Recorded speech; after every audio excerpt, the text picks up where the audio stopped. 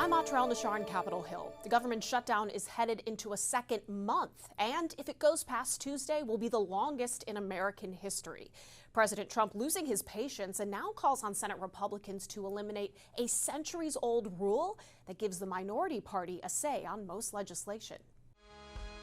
On the eve of Halloween, President Trump issuing a directive to his party that, for many, is a frightening scenario.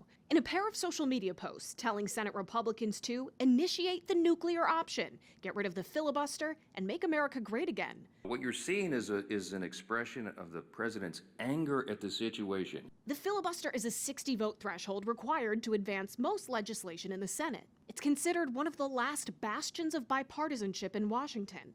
If the filibuster was eliminated or a carve-out was created for this scenario, the Republican majority could pass the House Republican short-term budget and end the government shutdown.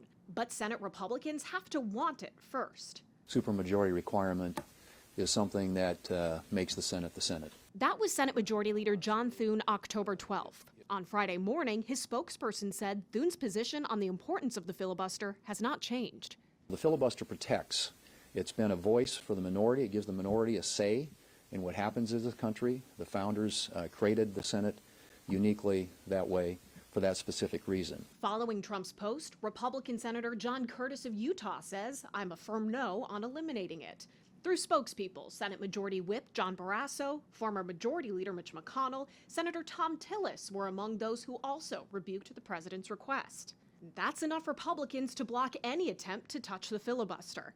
There is another person other than Trump calling to nix the filibuster, but he's not a Republican. Carving it out the filibuster now would make it almost impossible to shut our government down in the future, regardless if it's the Democrats or the Republicans doing these things. This week, the Senate failed for the 14th time to pass that short-term budget, as party leaders still have not engaged in direct talks with each other. As for the House, they're scheduled to remain out of Washington all week next week for the 7th week in a row. On Capitol Hill, I'm Atra Al-Nashar.